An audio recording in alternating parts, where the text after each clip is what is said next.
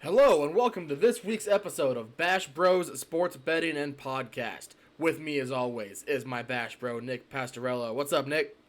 Hey, I'm very fucking depressed. Well, I'm gonna dedicate the first part of this show to you, and I'm just going to let you rant. Let's hear it. I really don't have a rant. I'm gonna be honest. I don't have a rant. Um, No? I don't have one. It's been years of ranting about the Bears. Okay? It's been years. I am tired. I am frustrated. It's existential fucking dread being a fucking Bears fan, dude. And I can't stand Matt Nagy. He needs to fucking go. There apparently is a report that if the Bears lose to the Lions this weekend, that Nagy will be fired, and I believe it'll be the first time that there's a mid-season or like beginning season fire or something like that in Bears history. Don't quote me on it, but are you fucking kidding me? 9 fucking sacks. Justin Fields gets sacked 9 fucking times. And there was absolutely no confidence building at all in the play calling that Nagy was calling for fucking Fields. There was absolutely zero confidence, whether it be a 5 yard down the middle easy pass to AR to Allen Robinson. There was nothing. There was absolutely nothing. 1.1 total yards. Are you fucking kidding me? I get it that it's any given Sunday. That is a winnable. That was a fucking winnable game. Okay. Did you Baker see? Did you see any type of different play calling than for what he would Nagy would have called for Andy Dalton? No, no, I didn't. Mainly because Andy Dalton is a fucking statue in the pocket and has no mobility whatsoever. But it had nothing to do with the play calling. It had everything to do with the fact that, well, I mean, the play calling did play a huge factor into it, but it had everything to do with the fact that our O line was getting blown the fuck up on every fucking play. There was like a glimmer of hope. There was a couple of times where Justin Fields rolled out to, I think it was like the left side to keep a play going, and what would have been a 45 or 48 yard pass to set us up in the red zone that turned into an interception that was overturned by a really soft pass interference call, which that it was not a pass interference call by any means. Um, that was probably like the highlight, the only highlight that you would get from that game. And I am not blaming Justin Fields at all. There's only so much you can do when you have monsters chasing after you. But The monster being Miles Garrett with 4.5 sacks. Miles Garrett. I will say this though, I'm going to look past the negative and I'm going to look at the positive of it. Robert Quinn is now Dallas Robert Quinn, and he looked fucking great. Khalil Mack looked fucking great. I mean, our defense, the defense kept the Bears in the game and kept it a possible winnable game. And you can only hold on to that for so long and in hopes that your offense gets going until the fourth quarter, where I think Kareem Hunt had 2 touchdowns, I believe. And I think Kareem Hunt had one touchdown, okay, ten, so 10 then Nick, carries, Nick 81 Chubb. yards for a touchdown. Then it Chubb was didn't Nick score. Chubb. Chubb didn't score. He didn't score. The Browns only had one rushing touchdown. Oh shit. Okay, I can't fucking remember what happened. Oh, it was Hooper, Austin Hooper, I think was in the fourth quarter. I'm not 100% sure. I've done zero prep work for this week, and I do apologize. It's been a hectic week here, but So do you think that it was a mixture of a bad day for the O line and the rookie jitters? It's his first start, even though he did get some NFL play time. Right, it wasn't his first time taking a snap, but it was his first start. Do you think that had something to do with it? I think that always has a factor into it. I mean, but at the same time, he's a mobile quarterback. He will be a mobile quarterback. You know, he was like that at Ohio State as well. There was just no room for him to go anywhere. I just think it was just a bad day for the offensive line, and Matt Nagy, being Matt Nagy, wants to call himself a fucking offensive guru and a quarterback guru, and he has lost that fucking locker room. Lost it. I agree. But I don't want to rant about it. Flush, as Jalen Hurts would say, flush down the toilet and on to the next one. Yeah, I mean, I'm really nervous for the fucking because now I'm really nervous for fucking next week, dude, against Detroit, because now Nick Foles is in consideration to start. Yes, I did see that. Now you definitely have the trio going. I don't think it's a quarterback issue. I don't think Andy Dalton, Justin Fields, or Nick Foles can particularly outshine one another.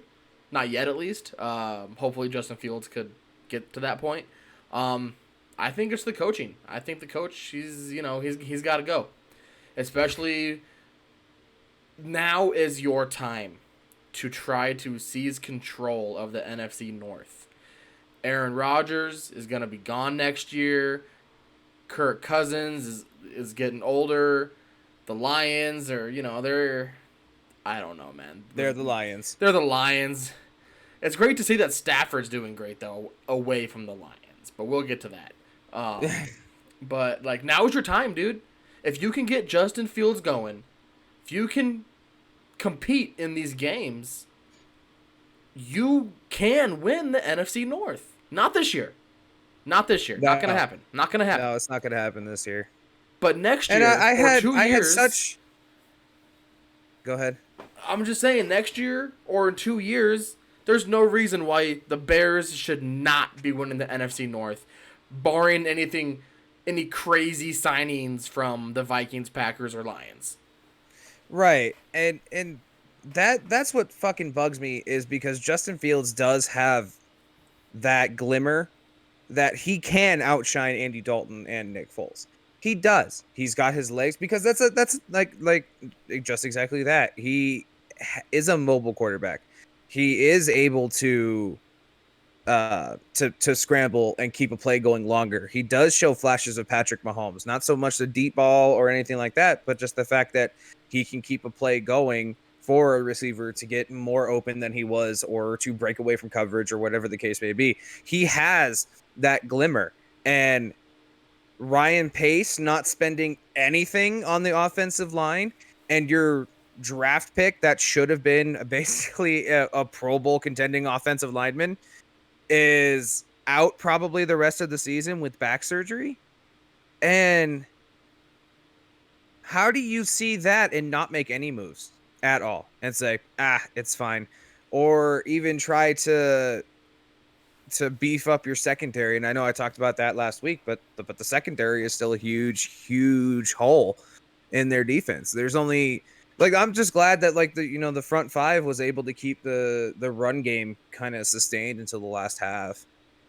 But I don't know, man. Nagy's got to go. And I know that if there's one thing that you never have to worry about, is the fans of Chicago keeping their mouth shut. And it's known. It is known. He's on his last fucking leg in Chicago. And I want to issue a public apology to Mitch Trubisky. Oh my God. Man. Poor Mitch.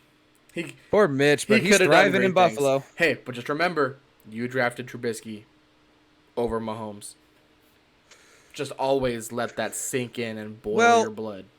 Here's my thing. We didn't know. No one knew what Patrick Mahomes was going to be coming out of college. I did. Everyone knew what it. I did. When he was drafted by the Chiefs, our mutual buddy Brett. He's a Chiefs fan. Yeah. I told him from day one, I can't wait for Mahomes to start. Mahomes needs to start. I am ready. He is ready. I knew from day one that Mahomes was going to be a stud. One of the few probably who knew that, outside of being a Chiefs fan. I don't know, man. But if you stack him up to Deshaun Watson, you knew Deshaun Watson was going to be the guy. Who? Coming out of that draft class, huh? Who? Has he played this year? Look, there's excuse me, but there's underlying reasons, but but I saw a picture of him living like his best life. Like he's making millions of dollars, and I haven't just by like he's being inactive and he's getting paid, and he's just chilling, dude. Yeah, well, it all comes back to why are you inactive, you know? Exactly. But How long is he I'm gonna not. have those millions of dollars? Mm. I'm not even gonna get started on that. All right, let's get into the craziest week 3 moments. There were quite a few of them. Quite a few. Like, holy mother of Lord. Let's start off with the Cardinals and Jags. First off, my wife told me that this was a trap game. I believe that. Cardinals were 7-point favorites over the Jags. She was saying that, oh, this is a trap game. The Cardinals are already looking ahead to them playing the Rams this week. They're going to overlook the Jags and they're going to lose. While that looked like it was the case for a second, the Cardinals did manage to pull away. But what I want to talk about is just, look, that 109-yard kick six return. Oh, that was insane. When I saw that, I immediately thought of the Alabama, Georgia game. Was it wasn't it Auburn? Auburn, sorry, Auburn. Yeah, I saw that and I was like, oh man. I immediately thought of that because it's funny because that kick was going into halftime, not to end the game, but you go into the halftime. And it had some similarities to it, right? But look, going into halftime, I'm all for trusting your kicker. But you really want to trust him for a 68-yard field goal. Like, take the knee, run the ball, whatever, kill the clock, go into halftime. There's no reason to call that play. No reason. I can kind of see it. I can kind of see it. 68 yards? 68? I'm just... Okay, let me... Go ahead. Let me talk before you yell at me. I can kind of see it because no one expects a kick six. No one expects a kick six at all, ever. And at that point, you got to tackle the fucking guy. Like, if you, like, I wonder if there was a prop bet for a kick six or something. That probably would have paid out really well. I'm for sure on it, but I mean, I want to know how much do you put down on that? Because if I'm betting like kick six on a certain game, I'm putting a fucking $1 down. It's like, well, it depends if you're betting the game or if you're betting just in general. That would probably change. But if it was in general, I'd put $5 on it. Shit, why not? Okay, so my thing is, I can see why. All right, fuck it. It's 68 yards. If you make it, you're the talk of the town. If you miss it, oh well. You know, do you honestly think that because it was the Jags that scored on it, right? Yes, the Jags. Yes. It was the Jags. The Jaguars returned it. There is no way in hell that the Cardinals would have expected him to even run it out, right? That's kind of like one of those where I'm just going to have fun with this and see where it takes me. And he pushed the envelope all the way back into the other end zone. I'm not opposed. Like, yeah, you could have ran it, run out the clock, kneel, whatever. Just run out the clock, take it into halftime, come back your next half and try to win the game more. But I'm not opposed to it. Okay, let me ask you this, though. Because they won, is your thought process different if the Cardinals make that play call and lose the game? No, it's not. Because you would either be up by 3 or not up by 3. You know what I mean? Or Math I don't remember what the score. Thank you, sir. I don't. Huh? I said Math 101. Thank you, sir. Yeah, I don't remember. Well, I don't remember what the score was going into halftime of that game. So, I only caught the highlight of it. I didn't watch the actual game. 7-13 going into halftime. 7-13. The Jags were up. Jags were up. Or yes, Jags are up. Okay. Because of the kick six. Oh, so it was. Okay. All right. I'll let you figure out the math. No, I got it. 7-6. Yes. Yes.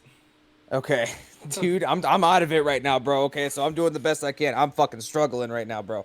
But it's no, in long story short, I'm here for a field goal kick because I mean, look, history is low key on the line, right? You know, that Justin Tucker decided to fucking do anyway for fucking fun. Right? Jesus Christ. I 66 swear, yard like fucking field goal. the Ravens went into halftime and saw like someone checked their phone and saw the kick six, right? And they're like 68. God damn, we should try that. So they go to Justin Tucker. Hey man, you feeling a 60-yarder? And Justin Tucker said, fuck it. Now, does that guarantee his job for life now? First off, since okay, we can transition over to Justin Tucker's kick now. Most accurate kicker in NFL history. He's a stud. Absolutely. 66 yards to not only win the game, but to set an NFL record. Right. But here's the thing. Yes, it was long as hell, and I'm pretty sure I know what you're going to say about this. But he got a lucky bounce off of the upright.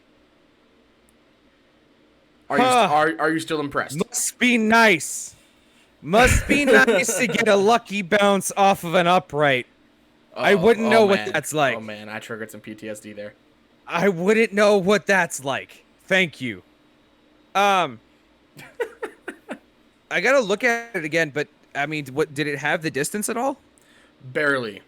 Barely. It hit the bottom upright, and it, bounced back up and went through. It's not like he made it with a few feet of clearance. It's no, he almost doinked it. Almost doinked it. Okay. Yeah. Look, I honestly think you're 100% correct. I think that someone in the locker room at halftime said, "Hey, they tried a 68er. Justin, how's your leg feeling?" Type shit. You know what I mean? And I think it was kind of like one of those where it's like, fuck it, we're going to have some fun. And that's what I love to see, because at the end of the day, it is a game. And so Right. if you lose the fun, then what's the point? You know I what I agree. mean? So I think it was one of those where it's just like, hey, let's have fun with it and see what happens. Now, he did 100% get lucky with the crossbar helping out a little bit, but that's still fucking awesome. Because no one's gonna look at it and say, well, he got lucky because it hit the crossbar. Everyone's gonna look at it and go, holy fuck, a 66-yard field goal. You know what I mean? Right. Only if you were watching it. If you're Only watching if you're- it yeah. and you're a Lions fan, you're like, okay, he got lucky as shit. He got lucky as shit. Yeah. Then you start living in the, as a Lions fan, you start living like a Bears fan a little bit. Well, the kick was tipped. Like, But you got to give credit to Lamar Jackson for setting up He set that Justin up. Tucker for that field goal. Fourth, and I believe it was 19. Fourth and 19, something like 100%. that. 36-yard completion. 4th and 19, yeah. 36-yard completion that he is not known for doing. Right.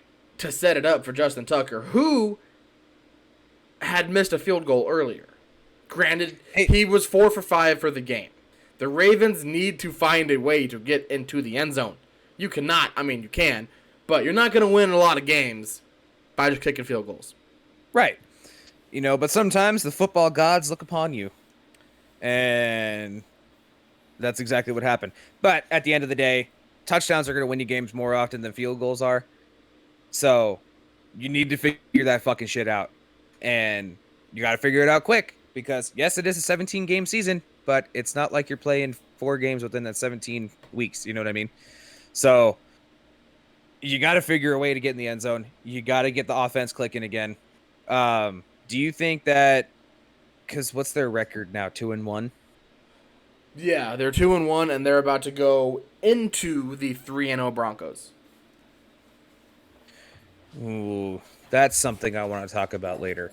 But Apologize if you hear my dog barking. that's okay. I'm surprised you don't hear mine.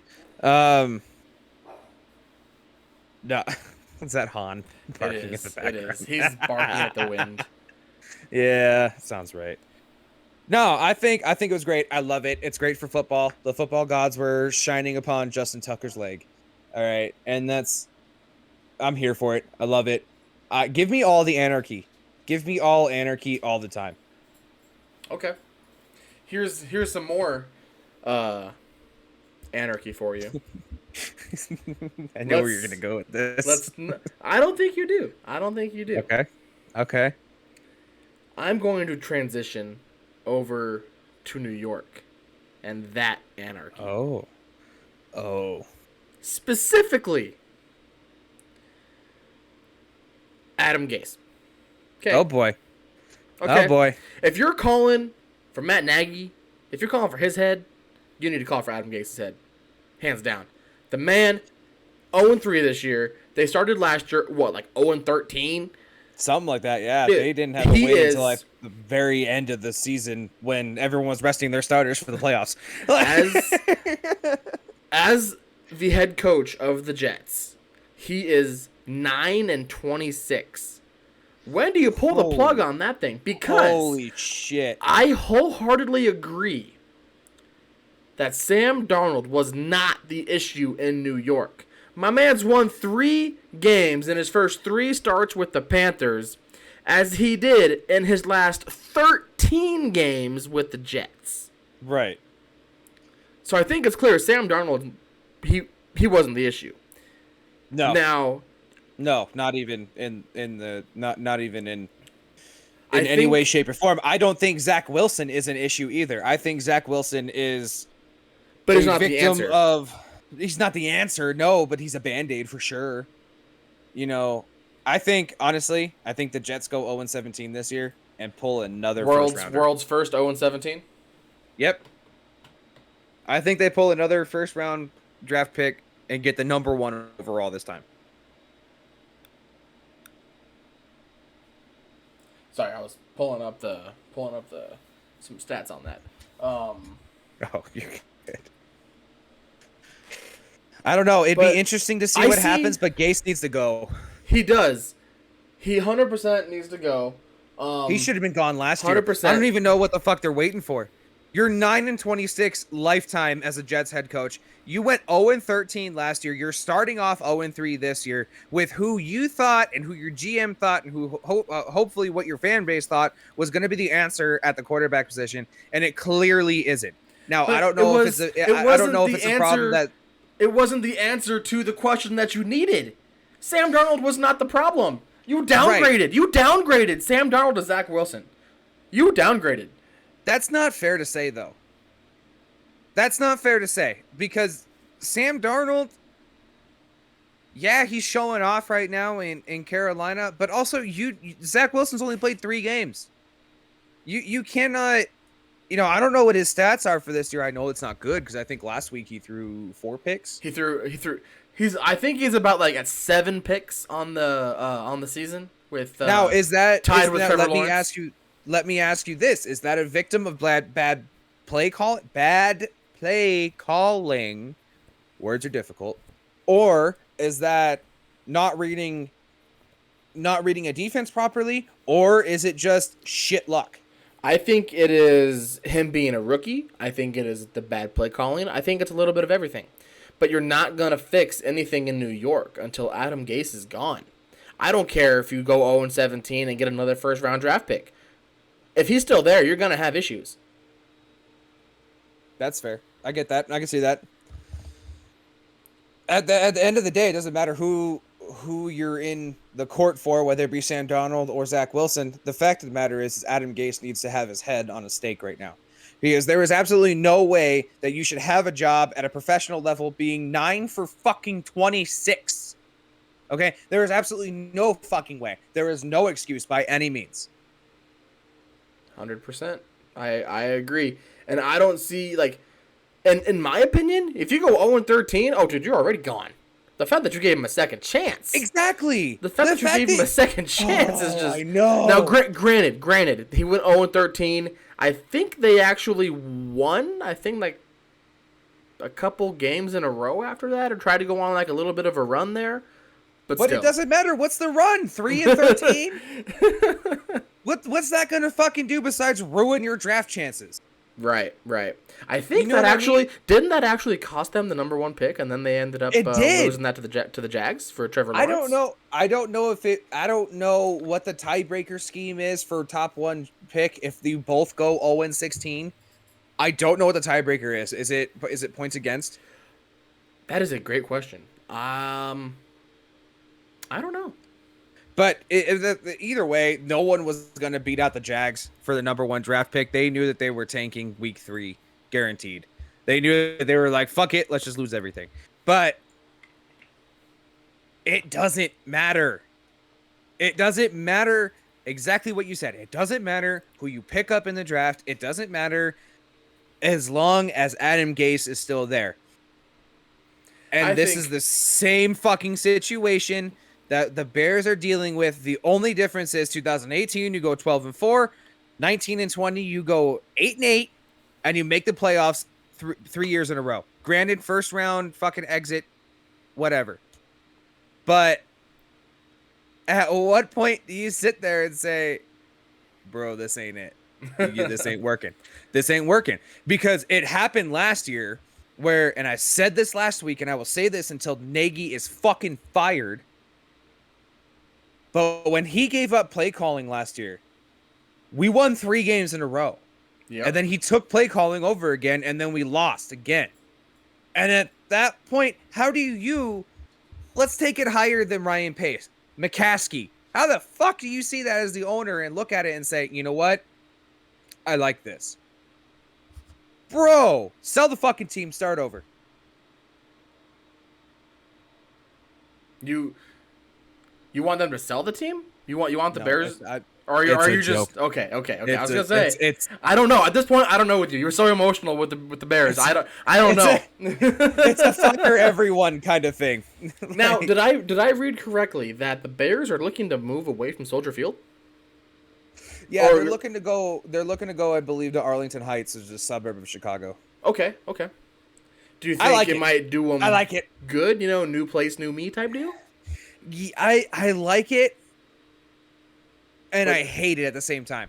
I like it because it puts it in a suburb. You have more opportunities for, like SoFi Stadium, right?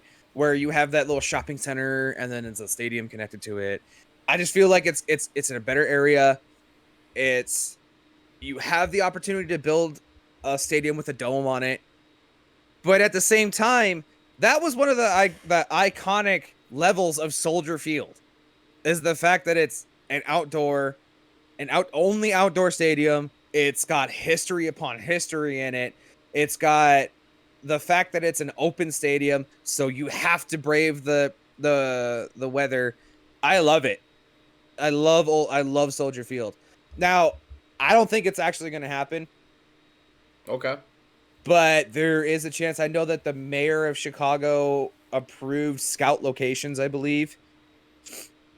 So it'd be interesting to see what actually what actually would come of it. But I like the Arlington Heights move. Okay. I do. Okay. I didn't really look too much into it because I hate doing that. I hate getting kind of stoked about something. You don't want to get your hopes up. Yeah, exactly. I don't want to get my hopes up and then them to be destroyed because the Bears do that already. I don't need any help. But no, I dig it. I'm kind of here for it, but Okay. I'm kind of waiting. You know what I mean? Well, you It'd never be know. You interesting. never know. It could happen. It would be interesting for sure. That kind of scares me of what the Cubs might do at Wrigley. So they're already adding so much to it. True. At what point do you just move? But that's a topic for another day. I want to talk about another appearance from Pug. I want to talk about the AFC West, sir, and the clusterfuck that is that goddamn division. You got the Chiefs in last fucking place. Right? You have the Raiders that are 3-0 and looking to go 4-0 against the Chargers, who are what, 3-1? No, 2-1. That are 2-1, making a case that they can hang in the AFC West on Monday night, and I believe at Allegiant, if I'm not mistaken. No, it is not. It is not. No, okay, it's in LA then. I couldn't remember. I know I saw it, but I couldn't remember. But what is going on? Dude, What is happening? Did Mahomes get found out? This is exactly what I texted you the other day. I think yesterday. Did Mahomes get found out? No. No. Okay. Mahomes is Mahomes. Look, it's been an issue ever since he signed his freaking mega trillion billions and millions and millions and millions deal. Okay. He took up so much money, and granted, they tried and tried and tried, and they made some improvements.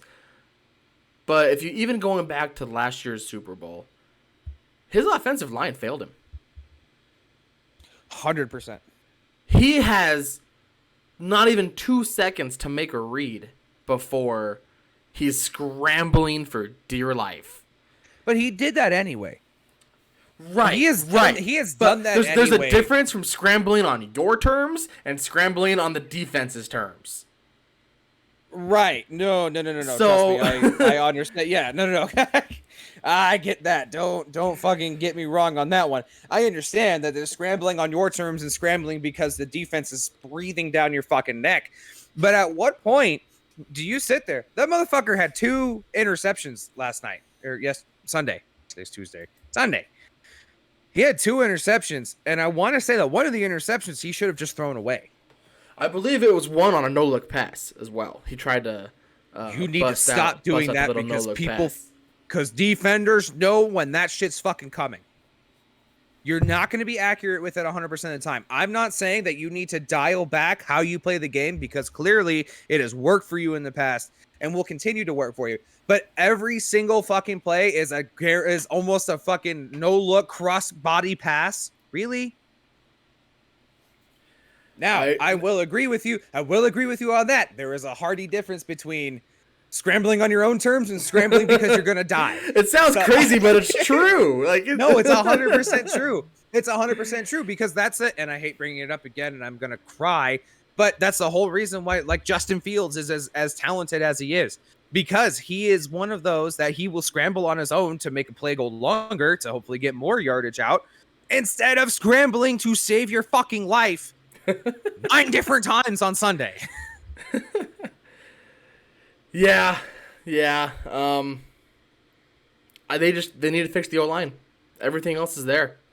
I mean, look, I don't know if you realized, but last game Patrick Mahomes became the fastest quarterback in history. 15,000 yards, right? To record 15,000 yards, yeah. Yeah. So, it's there. He's there. I do not expect the Chiefs to stay in last place in the AFC West for long.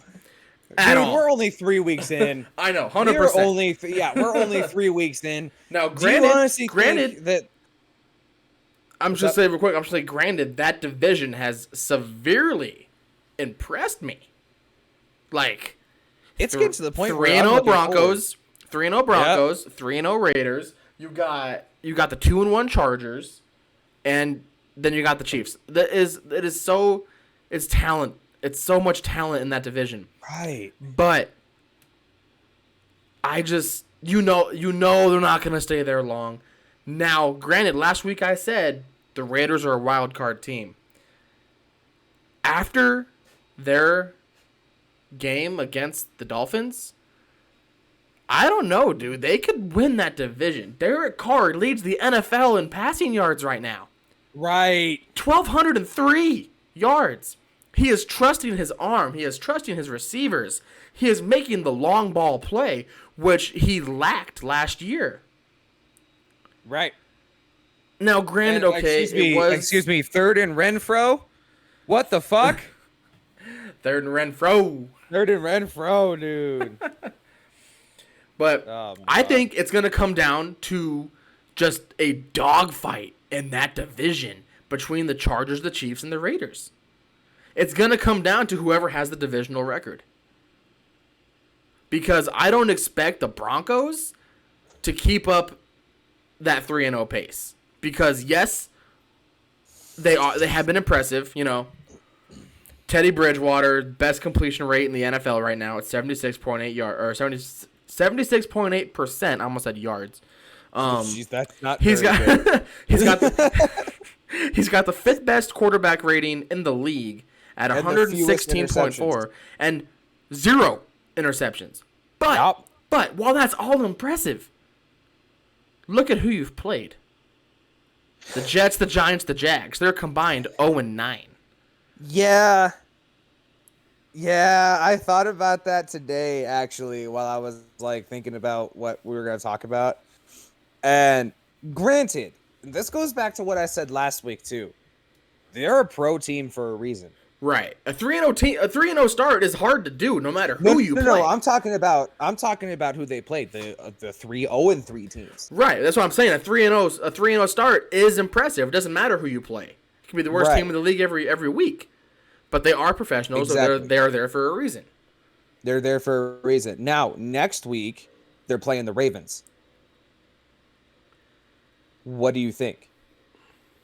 Because I think, my personal opinion, that Bridgewater and the Broncos have momentum. I think they do. And the fact that the Ravens are having trouble getting into the end zone right now, I got to go Broncos by maybe a field goal. Like, if they can get ahead and stay ahead. I can see that. Get ahead and stay ahead, you win that game. Granted, yes, that's how you win every game. But attaboy. I played Madden. I know how to win games. But you can't. Yeah. You cannot let the Ravens score first. If they score first, they will run the ball. Lamar will do what Lamar Jackson does. Who, by the way, Lamar Jackson's 4th in the league in rushing right now. Are you surprised? Not at all. But I still laugh. I still giggle. He's the best running back that plays quarterback. But then he shuts everybody up with that 36-yard completion to set up the Justin Tucker field goal. So, well, the last time that the Broncos and Ravens met, right? It was 2018. Things are a little bit different now, and the Ravens murdered the Broncos 27-14. Yeah, but who was under center? Who was under center? No. I'm saying a lot has changed. So what I'm saying is basically when I brought it up is I got the Broncos winning that game and going 4-0. Now, it's going as in my head. It's going to be decided by a field goal, and whoever blinks first is going to lose. I agree with everything that you said. Do not let the Ravens score first. If they have to score first, if they are going to score first, hold them to a field goal. Because 3 points is a hell of a lot easier to overcome than 7. So you got to contain Jackson. You have to contain him as much as you can. The only problem is I don't honestly know how good the secondary for the Broncos is. Exactly. You haven't seen them have a true test yet. Exactly. I honestly think Marquise Brown is going to have 2 touchdowns in the first half. Okay. Because there has not been a true test to their secondary. So they're going to be rusty. You know, I don't know. I'm very interested to see. I'm going to honestly say that that's probably going to be my must watch for next week. Okay. There's a lot of great games next week, but that's my must watch. There's a lot of great games. We'll get into those. We'll talk about that in a second. Yeah, definitely. I'm looking right now, and I'm like, speaking of games to watch, let's go. Let's keep talking about the AFC West really quick. Okay. Like I said, I'm impressed by the Raiders. I really am. I really wish they would stop going to overtime. I really wish. For personal reasons, I really wish they'd stop fucking doing that. Yeah, I know. But I'm impressed. And I said I am too. I watched the whole game. And I saw the exact same start that they had Monday night on week 1 Monday Night Football against the Ravens. They started so slow. They're a clutch team. It's like their ass was, 2 quarters behind them. Dude, Derek Carr is a clutch quarterback, man. I mean, when they need to score, he's leading them 100%. And Yes. that's 100% the reason why he has 1,200 fucking passing yards this. And Now, here's the thing: does he have 1,200 passing yards because of no Josh Jacobs for the last 2 games? Because you're 100%, because you're not running the ball as much. 100%. Because who's their running back now? Kenyon Drake, I It's believe. split carries between Kenyon Drake and Peyton Barber.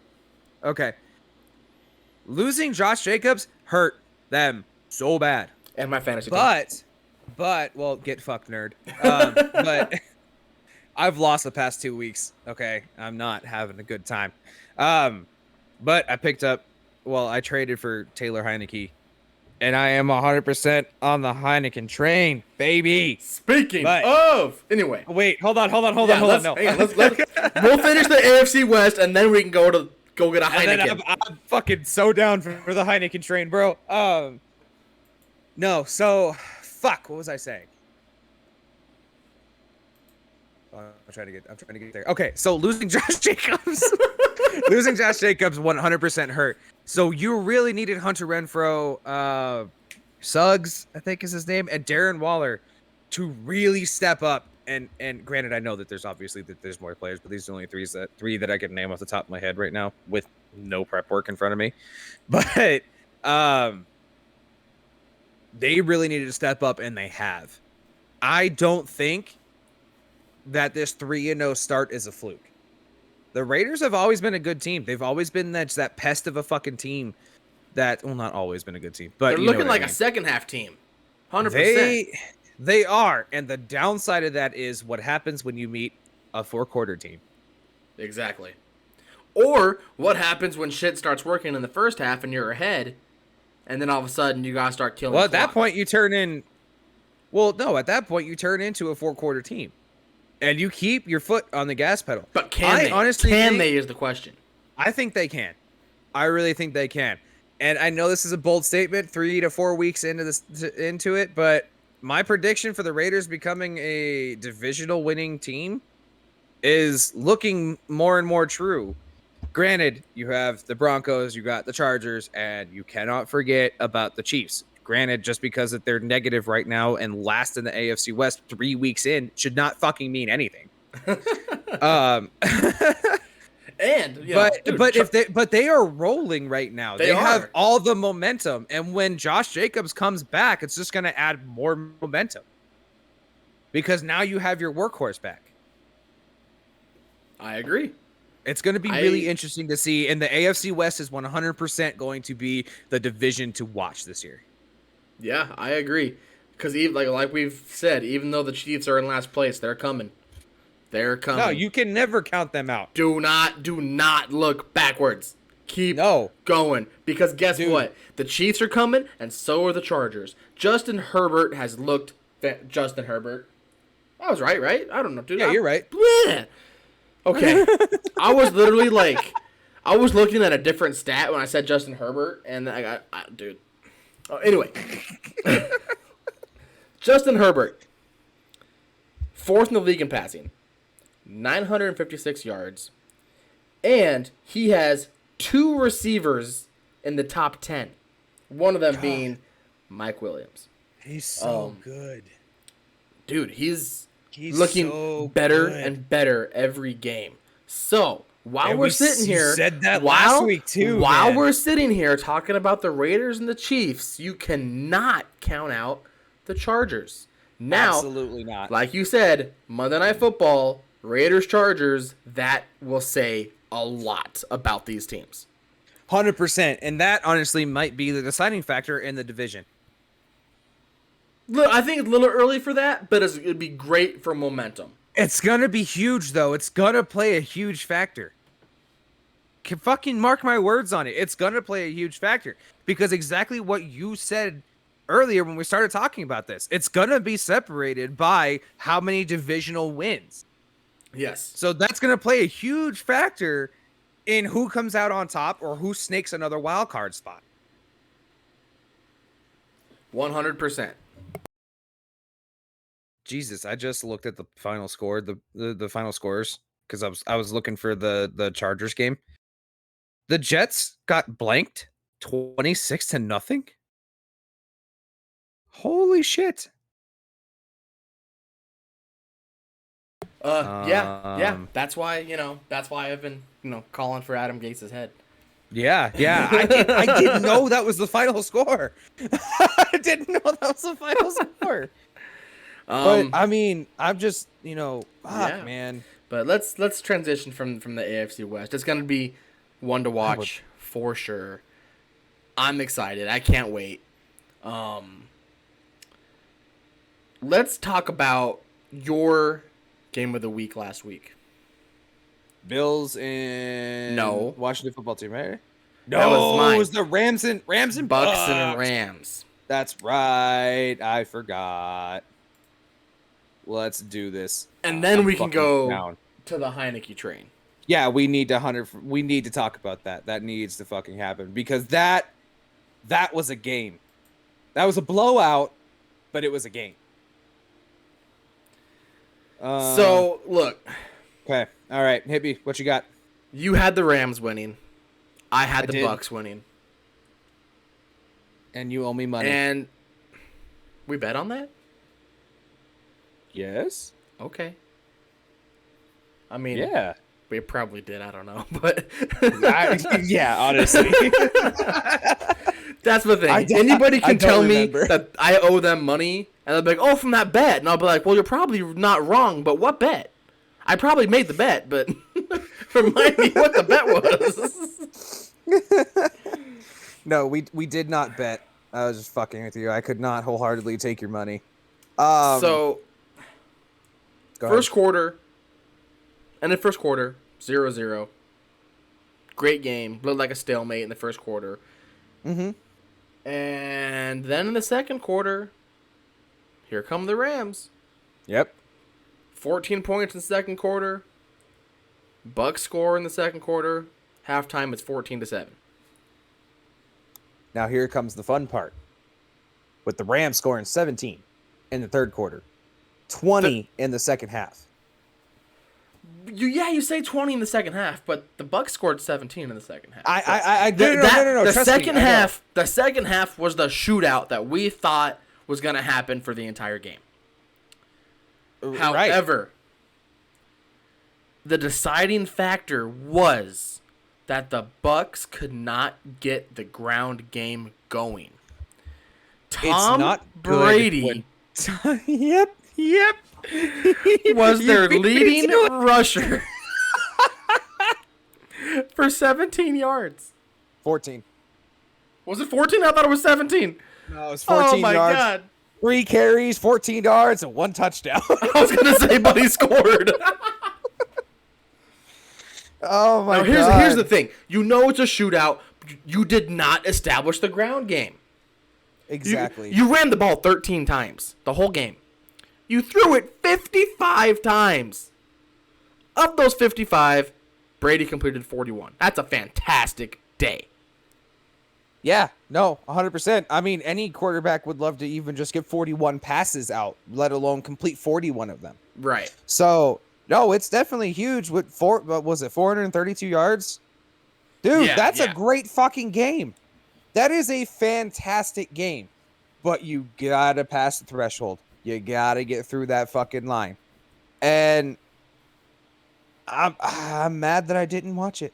Now, granted, the Rams did not have much of a dominating ground game, but it got them where they needed to go to allow Matt Stafford to throw 4 touchdowns. He is looking fucking fantastic. Listeners, find somebody that looks at you the same way that Matthew Stafford looks at Sean McVay. If you didn't see it, go look at it. Holy shit. That was fucking awesome. There was no way. The confidence that Sean McVay has in Matthew Stafford is what he hoped he could have gotten out of Goff. 100%. I'm gonna go put duct tape on my dog's mouth. Anyway, what I want to know is where was the disconnect between McVay and Goff? Because it's virtually the same fucking It was trust. team. It was trust. In who and who? And It was the trust McVay trusting that- Goff or Goff trusting McVay? Goff trusting himself. Oh, Look at what he's been doing in Detroit. He's got butterfingers. He doesn't look like how he looked his first couple years in the league. No. And you've got Stafford, who has been bombing it out in Detroit on a crappy Detroit team, but he was still making plays.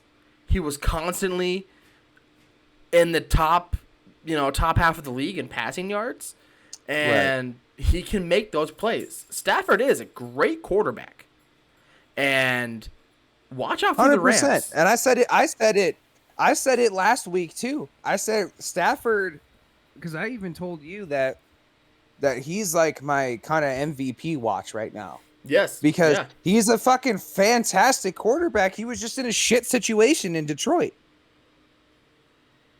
Yeah. So yeah, I mean, it's gonna come between Brady and Stafford if you're gonna talk about, if the MVP had to go to a quarterback, right? It's between Stafford and Brady easily. Okay. As of right now, obviously, now week 3.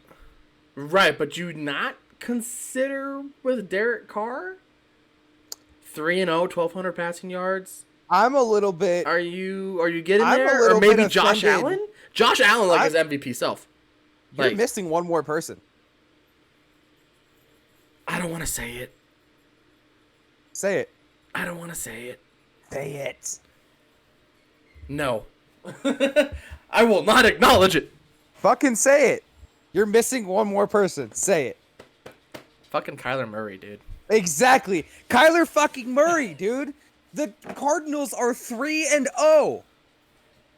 He is leading them. They beat the fucking Jags 31-19, regardless of the fucking kick 6. But the Cardinals had a pick 6 that negated the kick 6. Anyway, I mean, you're 100% right. But this is another game where Kyler Murray threw for over 300 yards. I agree. But we're getting off topic here. Let's go back to the Bucks and the Rams. I mean, I get it. But fucking put respect on K1's name. Put some fucking respect on his name. He deserves to be in that conversation. Now, he deserves to be in that conversation. I've been bringing up, top 5 passers, top 5 receivers, top 5 rushers. With Stafford just balling out 3-0, you give the defending champions their first loss since last November. You have the man in Cooper Kupp. That oh my God. chemistry between Cooper Kupp and Matthew Stafford is phenomenal. You cannot overlook it. You need to plan for it. And Oh yeah. It's just but here's what the crazy part is? Even with Cooper Kupp leading the league right now with 367 yards, he didn't lead the team in receiving yards last week. He was second. Do you know who was the first in receiving yards for the Rams last week? Deshaun Jackson. Yeah. Yep. When was the last time you said that? He went 3-5. He had 3 receptions on 5 targets with 120 yards and a touchdown. Granted, Cooper Kupp had fucking 12 targets, 9 catches, 96 yards, and 2 touchdowns, but when was the last time you said Deshaun Jackson's name positively? But I agree. But do you know why Deshaun Jackson did so good? Because you got to double cover Cooper Kupp. That opens up another receiver to go off, whether it's Robert Woods, Deshaun Jackson, Tyler Higbee. It doesn't matter. As long as you have that chemistry with Cooper Kupp and Matthew Stafford, watch out NFC West. Watch out NFC. That is true. Watch out, everybody. Watch out, because the Rams are coming. That is a disgusting combination. You can call that a disgusting fucking trio, because that's going to happen every week. That's going to happen every week. You're Right. going to let Cooper Kupp score a couple of touchdowns. You're going to double coverage him, and then here comes Deshaun Jackson ready. Like, that's going to happen every week. This is literally, they're playing Madden on rookie right now. Now, here's where we transition to the Cardinals. Because do you know who the Rams play next? I'm going to go ahead and take a wild guess and say the Cardinals. Just with how ominous you were talking. That is my game to watch this week. Yeah, you think so? Yeah. Where are they playing? Where are they playing? They are in SoFi. They're playing in LA. They are in SoFi. But prediction? Go. I go Rams. Rams by probably a touchdown. Really? I do. Okay. Oh, I saw this earlier, dude. Fucking D-Hop is questionable. Okay, well then I go Rams by 10. No, seriously, oh my god, I had to restart my fucking computer. If D-Hop doesn't play, yeah, Rams by 10, easy money.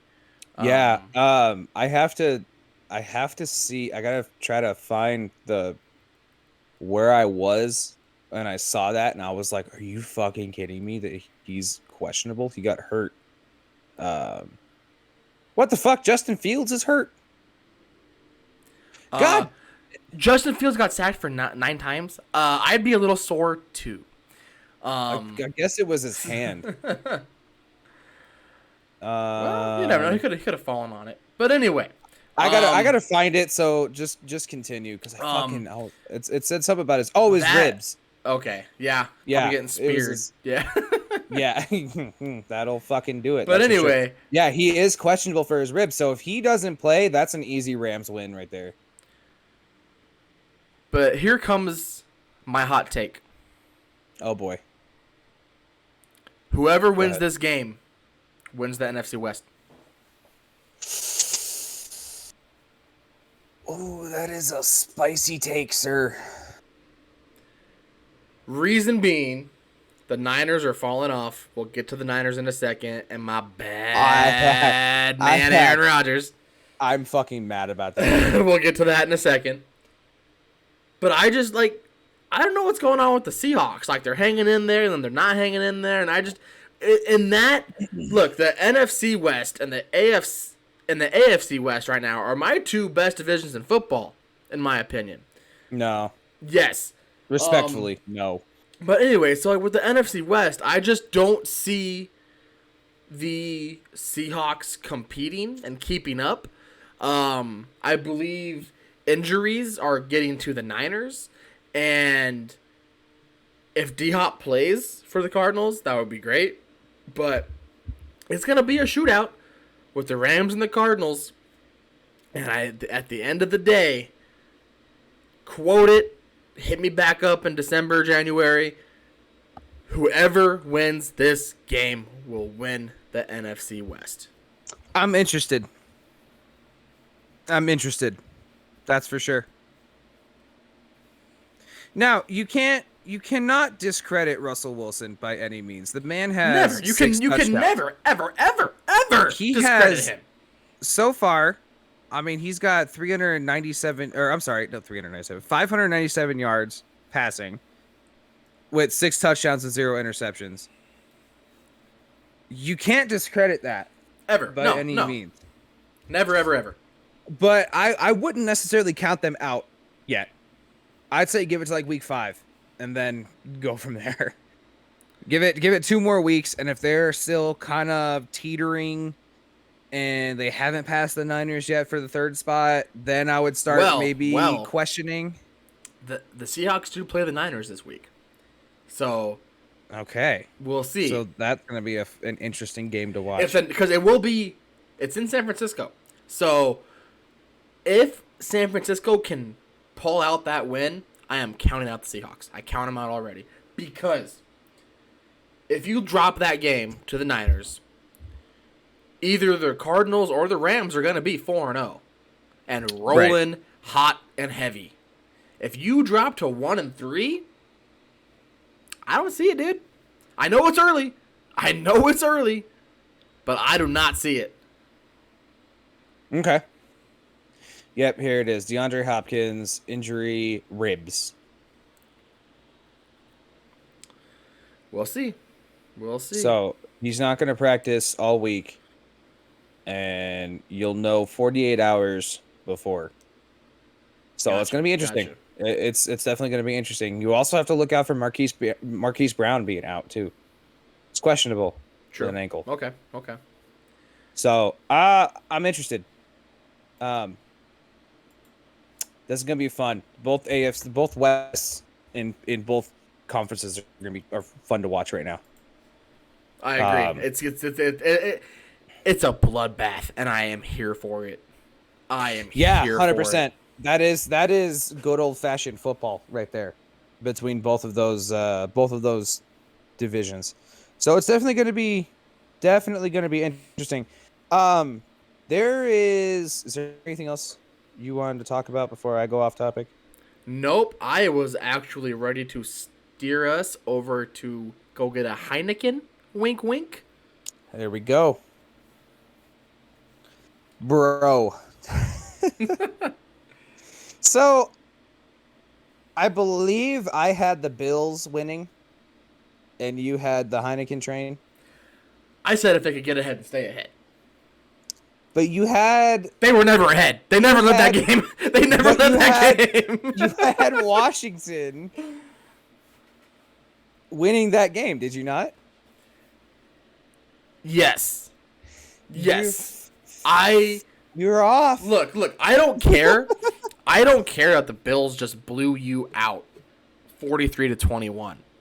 I don't care. The Bills are a fantastic team. They're a playoff team. Josh Allen is going to be in MVP consideration at the end of the year. But there's just something about Taylor Heineke and the way he makes plays. Oh, he's the future. He is the future of the Washington football team. If you can, give him solid preparation, let him start a year fresh, come out of training camp, just let him be the QB1. Let him be the guy. Give him the team. Exactly. Let him take fucking control. They could be a force to be reckoned with. I honestly think if he didn't throw those 2 picks yesterday, the game might have come out a little different. I still don't think that they would. They would not have edged out the Bills, but it wouldn't be a 22-point loss. Right, 100%. They're just watching that game and watching Taylor Heineke play. He doesn't give up on any play. I don't know if you saw that touchdown run that he had, but go get you one. My God. I think, in all honesty, I really think that it was just an off day for Washington's defense.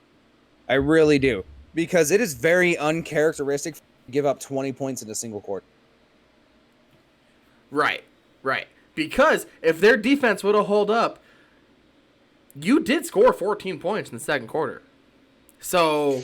Exactly. So let's put it this way, right? So if you look at the breakdown, Buffalo scored 7 in the first, 20 in the second, 9 in the third, and 7 in the fourth. 3 out of your 75% of that game, you held them to single-digit points. Right. You scored 21 points throughout the entire game. So you want to be technical. This was your game to lose.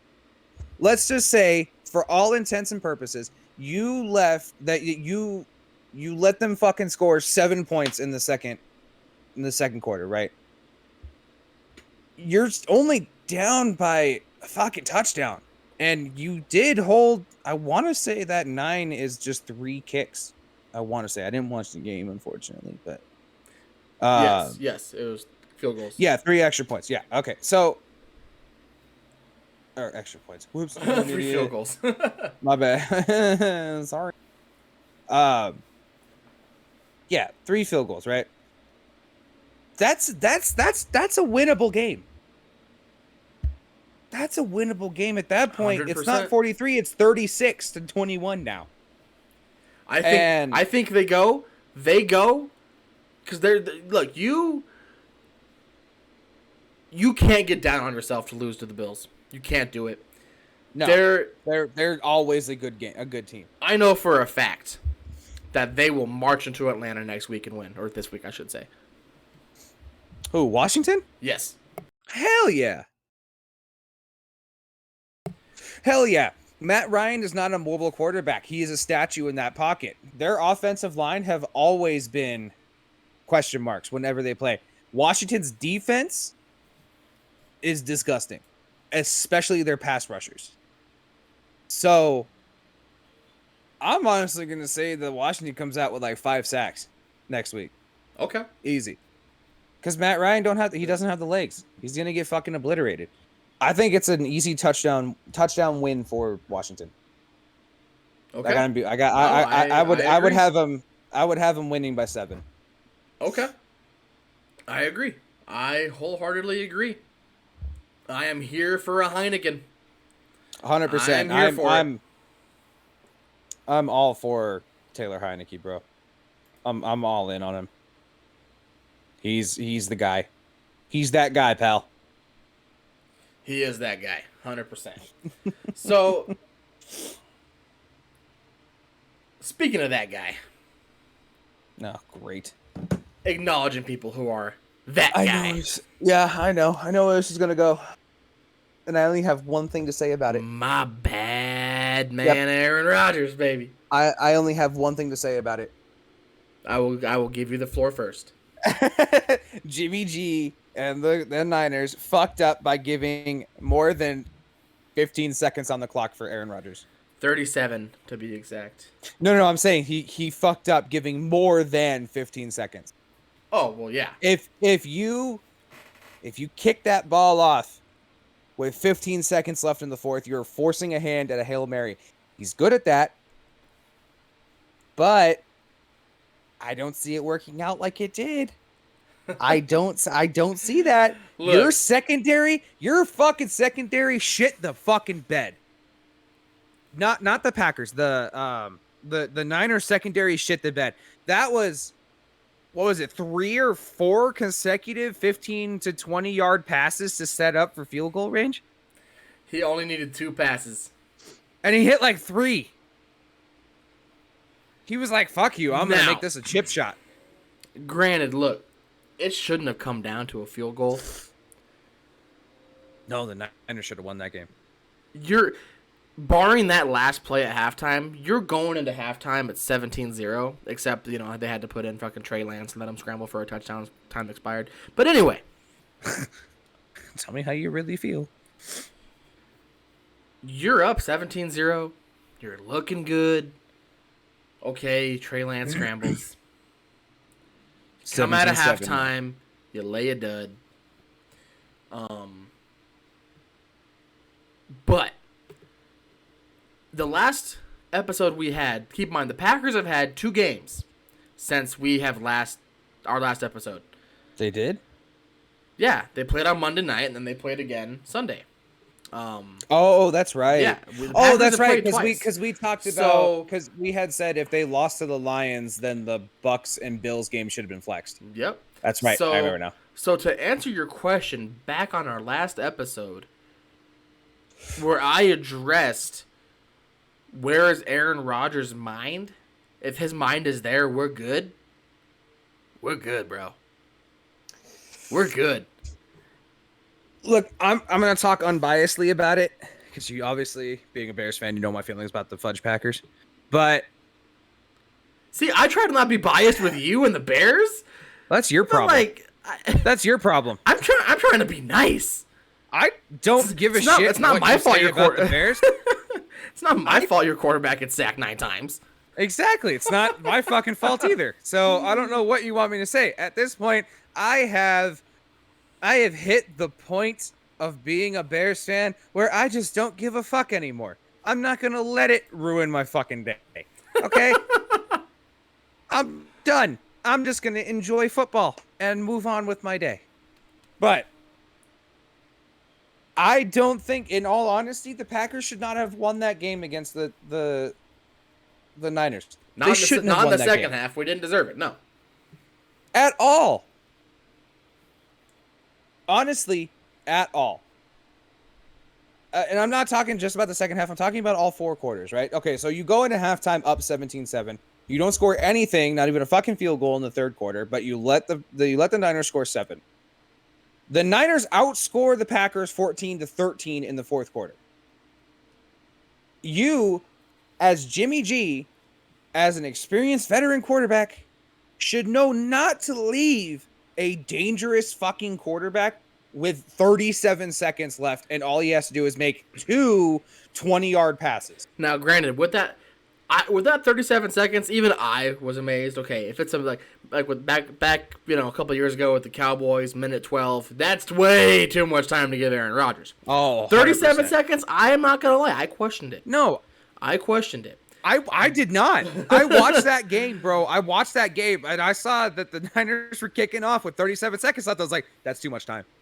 That's too much time. You lost that game now. Congratulations. You lost that fucking game.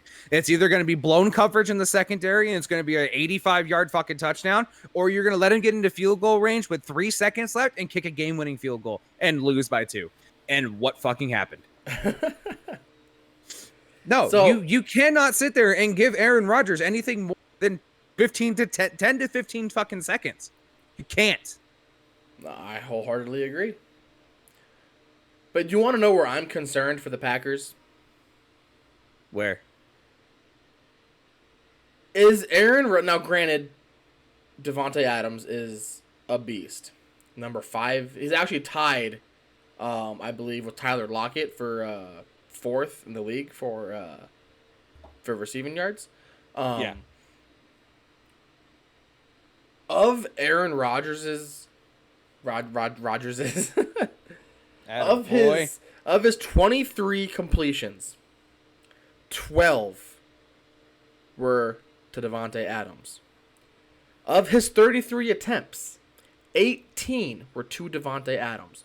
No other receiver had more than 4 targets. Okay.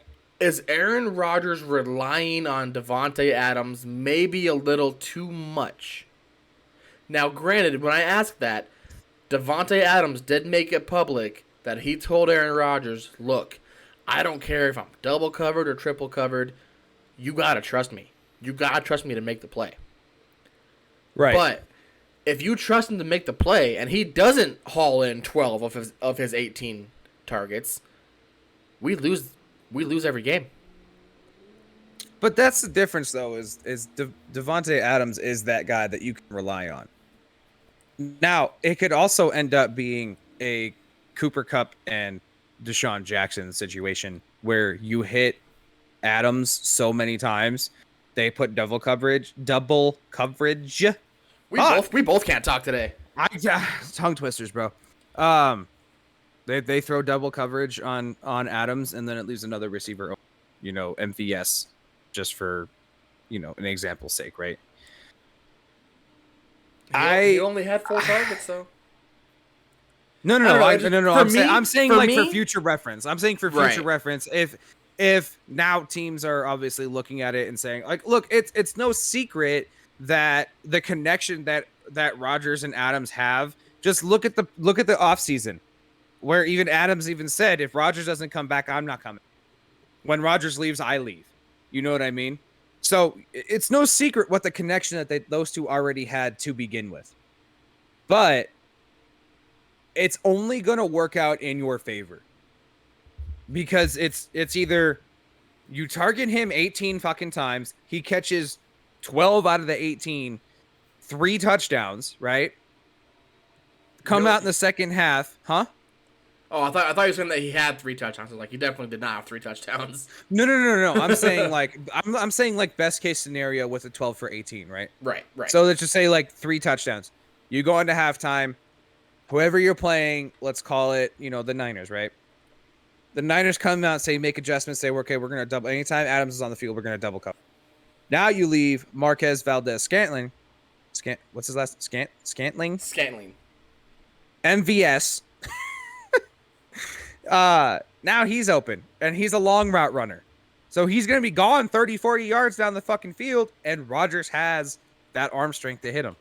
Now he's single covered, or he's got no one, or he's, whatever. I'm concerned. Um, I'm glad that it worked out. But I don't think you can target Devontae Adams 18 times a week and get away with it. I hope it happens, but it's to me, I'm starting to raise a little bit of an eyebrow. Well, my only thing is though, is if I'm but- looking at it, if I'm looking at it from like a fan standpoint, or not even a Packer fan, just a football fan standpoint, keep doing it. Keep targeting him. Right, I'm because saying eventually, if you do it, yes, let him do it. But if you target him 18, say you targeted him 18 times, right? But he only catches 6 of those, and you lose the game. If he didn't get 12 of those, if he didn't catch 12 of them, you lose that game. So, but it's Adams help? Though he's not going to drop 80% of his passes. Everybody has a bad game every now and then. I understand that. But if you throw to him in one quarter 6 times and he only catches 2 of it, you honestly think that Aaron Rodgers is going to keep throwing to him? Do you honestly think that Aaron Rodgers, as a veteran and as an amazing quarterback as he is, he's not going to understand that Adams is having an off day? That's going to be so. That's going to be no. I'm saying, like, that's going to be a conversation on the sideline and be like, what's going on? I don't have it in me. Okay, no worries. I will fucking target someone else and I will sprinkle you in with the mix. He's going to make those changes. As a fan, I would not be fucking worried by any means necessary. The Packers are going to win 13 fucking games this year. Okay? That's just the lay of the land. That's the way it is. They're going to win double-digit games because it's Aaron Rodgers. I hope so. Yeah, of course you do. But anyway, Fuck yourself. at the end of the day, like you said, a dub is a dub. A W is a W. You get out of there with the win, and you move on. Exactly. It doesn't matter if you win, like I said last week. It doesn't matter if you win by 1, 3, 14, 40. That goes into the win column. I agree. I'm going to transition here a little bit. Okay. I want to ask you a question. Oh, boy. There are 5 teams that are 0-3. Okay. The Lions, the Colts, the Jags, the Giants, and the Jets. Do you see any of them making the playoffs? Who has the best chance of those 0-3 teams to make the playoffs? If any of them at all. Honestly, I think the Giants. Okay. I think the Giants... They're not going to win that division. No. That division is either going to be won by Dallas or Washington. Like, duh. But I don't think the Eagles have it in them to make it to a wild card spot. Because I don't see Jalen Hurts doing anything, in all honesty. They're 1-2 right now. They're 0-1 in the division. I don't see it working out for them. I see the Giants catching some steam, maybe going, I don't know, 9-8, maybe 10-7. So you're throwing them an NFC wild card. 100%. Okay. 100%. There is absolutely zero fucking chance that they actually come out with a divisional win, like a division win. But I think that they sneak in as an NFC wild card for sure. Okay. The Jets absolutely fucking not. The Jaguars I think are gonna go 7-10. Like that. Wow! Yeah. You have the Jags winning 7 games? I think I had the Jags winning 7 games. And granted, I don't know what their schedule is like, but I'm just kind of, eventually that offense has to click. Eventually, Lawrence has to get his head out of his ass, or so let me ask you this then, because if you have the Jags winning 7 games, what's your prediction for Thursday Night Football when they go in to Cincinnati? I wanted to talk about that game specifically because that's going to be a trap game. I'm listening. I'm trying to fucking look. Look, a lot of their stats are pretty evenly matched. I got the That's, Bengals by 10. do you? I do. I got Jacksonville by 1. Oof. Last second field goal type shit. Oof. But if you look at their stats, a lot of their stats they're not similar, but they're close. They're very close. You got Jacksonville with total yards at 315, Cincinnati at 294, passing yards, Jacksonville at 211, Cincinnati at 189. You know, if you keep those trends up, it's going to only work out for you in the long run.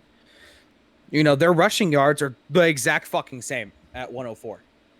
So, I don't know. I think I got Jacksonville winning that game by I want to say more than 1, but I can't think that any more than 1. Okay. Okay. Well, we'll see. Does Trey Lance throw another interception? Trey Lance. Trevor Lawrence. God damn. Good God, sir. Words are hard. Names are hard. Fuck. I think he throws 2, honestly. I think he throws 2 interceptions. I believe Zach Wilson and Trevor Lawrence are tied for number 1 in the league with, I think, 7 apiece. 7, yeah. Oh, Lord. Can we just address that? If it was anybody else other than Trevor Lawrence, they'd have been benched. He is statistically having the worst start ever by number 1 pick. Yeah, you can't bench your number 1. I agree, you can't. But I'm just saying, because it's Trevor Lawrence, it's overlooked. Yeah. But statistically, 100%. He's having the worst start as a number 1 pick ever. I mean, I envisioned him to have a shit start. I did not envision them having the Jacksonville having like going 3-0 in the first 3 games. Well, no. You know, not 0-3. I didn't have them going 0-3. I thought they'd at least eke 1 out. Right, you know? I agree. But definitely. You know, you see where he sits as a quarterback. You see how he sits as a captain of a team, and then you build around him with what needs to be built. You know, you know, at least you don't have Adam Gase as your head coach. So he does. You got Nick Urban, who's a winner, who's a champion. You know, so it's gonna be interesting. Okay. But I got Jacksonville winning that game. Okay. Well, since we're doing that, let's go ahead and we'll hit like our last segment here, and we'll just make our picks for next week. Cool. Sounds good. All right. I am ready. So you already have Jacksonville at the Bengals on Thursday Night Football. Yep. I think this one's going to be a bit of a give me for both of us. But the Titans marching into the Jets. Oh, I'm going to go Jets. No. I think that is. I think it's going to be back-to-back weeks of scoring 0 points. I agree. I think we might. I think we might see this game on Pornhub later. I don't know. Oh Jesus Christ! Okay, yeah, I got the Titans for sure. That's just going to be some domination. Yeah. Okay. I'll give you a prop bet on this one. Derrick Henry over under 200 yards rushing. Oh. Fucking over under 400 yards rushing. Jesus. Why waste Tannehill's fucking arm? Oh, Jesus. All right. Why hurt his arm? Honestly. The Chiefs going into Philly. Oh, that's going to be Eagles. Wow. Chiefs game. For sure. I agree. Panthers going into Dallas. I got Dallas. I'll fade you. I'll go Panthers. Of course you will. They got the best defense in the league right now. Granted, Dallas is coming off one hell of a win, but I'm still sticking with my boy Sam Darnold, and I'm sticking with the Panthers, and I'm riding that train. I don't know if Amari Cooper is still questionable or not with his ribs. So I feel like if Amari is out, that takes away a lot of your long game. You got CeeDee Lamb. Yeah, but his hands are not trustworthy. He's only 3 games into his rookie season. No. The first game, he had 8 drops. Oof. Yeah, he had 8 drops in game 1. Wait. Okay, wait. I don't know. Moving on. Are you My trying to mind question is me on that? fucking... No, I was trying to question myself on something. Oh. CeeDee Lamb's not a rookie, is he? He played last year. No, last year was his rookie. Yeah. Okay. Yeah. I swear to God, I'm just on crack. Um, the Giants going to play in New Orleans. Oh, that's New Orleans, dude. Me Winston's too. gonna eat. Did you Winston's see? gonna eat. Did you He's gonna eat see that dub. last week? The roof of the Superdome actually caught on fire. I'm sorry, what? Yeah. They said that they were power washing the roof to get it ready to be painted, and I guess the power washer caught on fire. And yeah, there was some smoke coming out of the roof. If you haven't looked that up, definitely look up some pictures, cause yeah. Holy shit! Oh my god. Okay. Okay. I got the Saints winning that game. Me too. Roof on fire or not on fire, they're still gonna win that game. It doesn't be. Yeah. The Browns going into Minnesota. I got the Browns. Me too. Last week I was very high on Minnesota. I was very high. Yeah.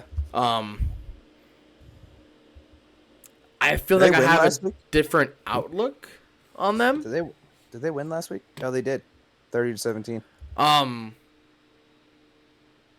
like, I don't know. With the way that the Packers are rolling now, I don't have the Vikings winning the NFC North anymore. Told you. Yeah. Did Dalvin Cook? I don't think Dalvin Cook played. He's a little banged up. Without Dalvin Cook, you're not going anywhere, even with that dub. So yeah. But I will go Browns as well. Okay. Texans Bills in Buffalo. Hang on, you're skipping. You're skipping. Oh, You're I'm going in skipping. order of where I'm at right now. I'm going in order of where I'm at.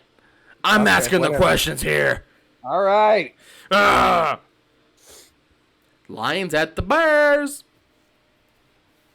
I don't want to talk about this one. Take the under.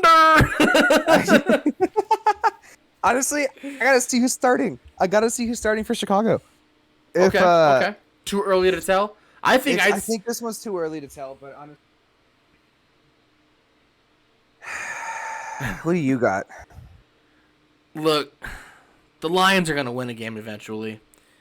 The Bears just Are also gonna win a game eventually. yes, but they just don't know which end is up right now. And until you get your quarterback situation figured out, or until you get Matt Nagy out of there, I have no faith. I'm sorry.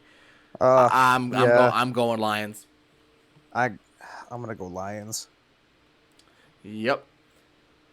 Just Texans. Okay, go ahead. No, we can fine, move it's on. fine. Okay. I don't want to get you too. I don't want to get you too No, it's emotional here. Fine. Texans at Bills. I got Bills. Bills by a mile. Mm-hmm. Yep, I got Bills. Colts going into Miami. Miami. I agree. I like what I saw from them with Jacoby Brissett in the first half against the Raiders. It looks really good. They did. And their defense looked really good too. Granted, I think a lot of that was the Raiders coming out slow, but I would still take the Dolphins to win this game. Same. We've already addressed this one a little bit. We have the Washington football team going into Atlanta. I'm gonna crack open a Heineken and watch that one.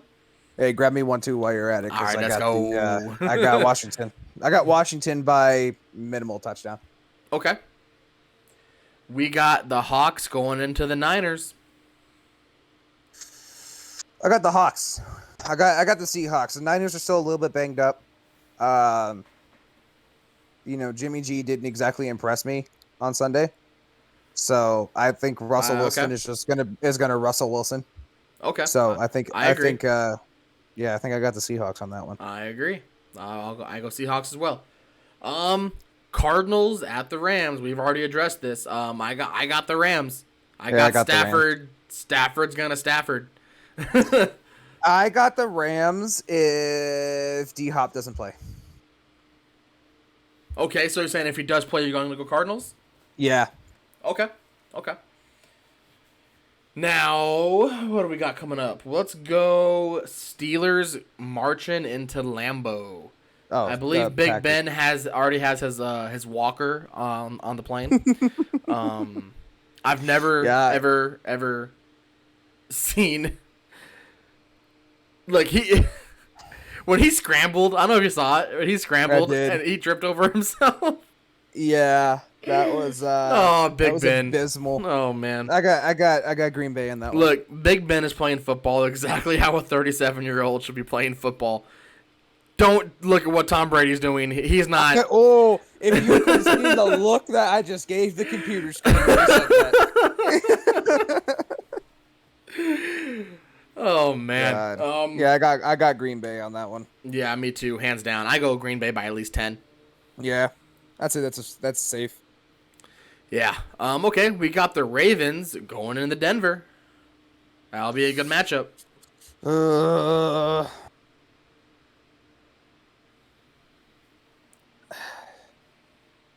I think I got the Broncos. Okay. I think I got the Coes.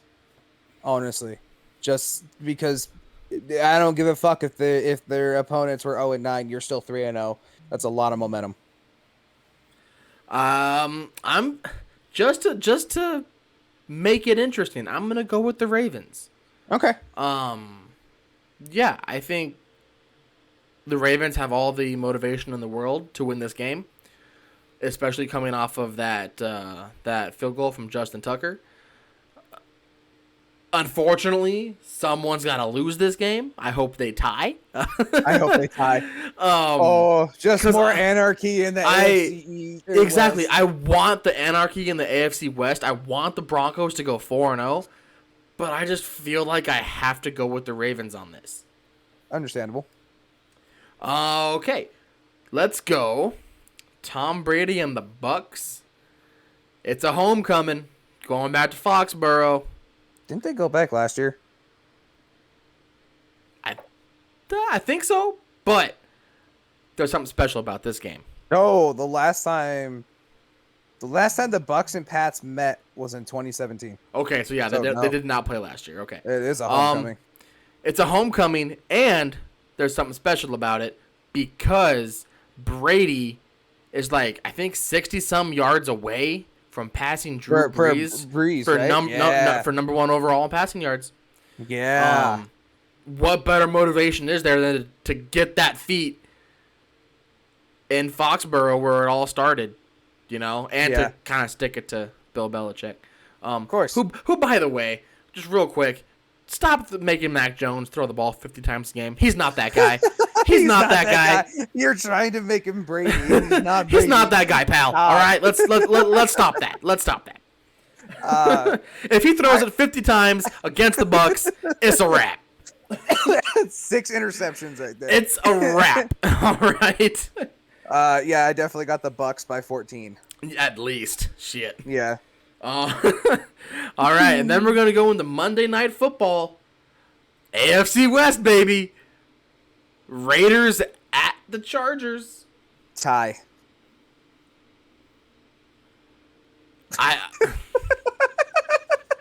Why say something so brave yet so controversial? No, I think the Chargers. I think the Chargers will end the reign. Do you? Yeah, I do.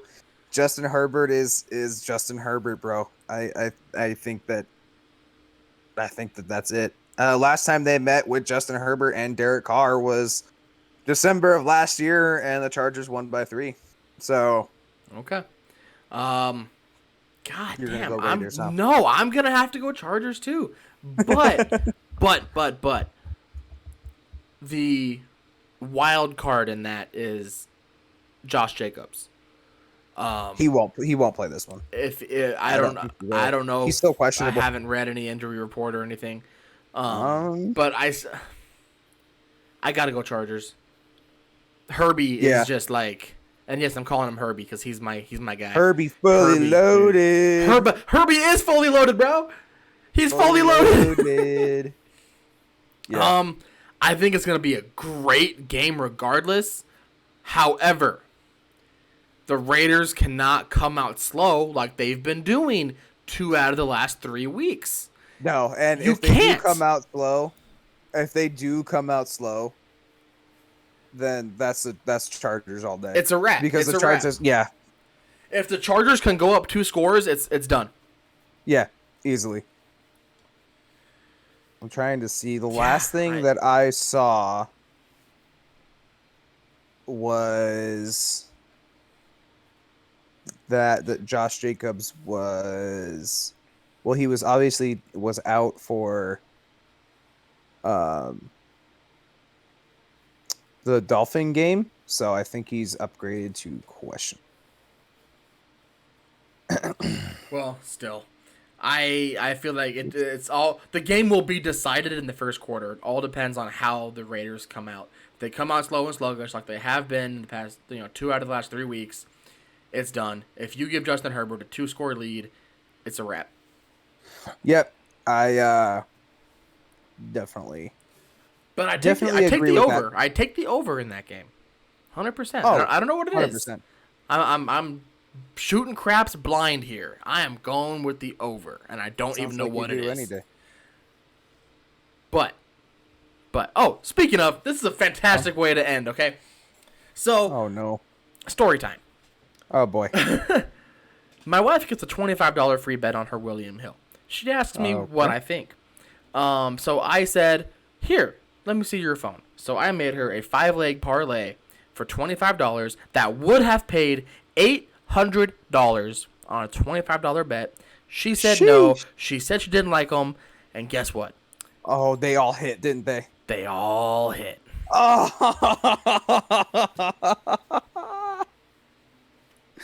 oh, Caitlin, what are you doing? So that's how that goes. Yeah. Goofball. Goofball. Jesus Christ. But anyway, thank you everybody for listening and for hanging out.